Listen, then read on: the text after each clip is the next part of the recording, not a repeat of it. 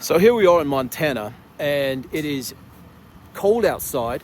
We have our Spectre Shelter here, and our Spectre Shelter is designed for Arctic conditions and high heat conditions. This can be used as a remote medical or surgical center. It can be used to sleep in.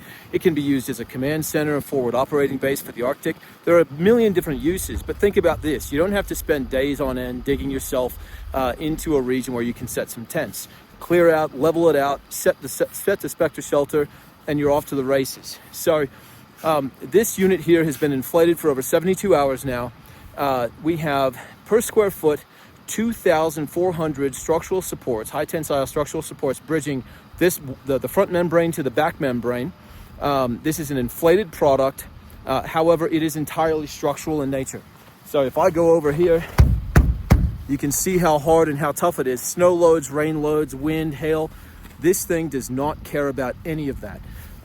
This is built for military use. It's also built for disaster relief scenarios and all the rest. But I just wanted to show everybody how incredible this product is.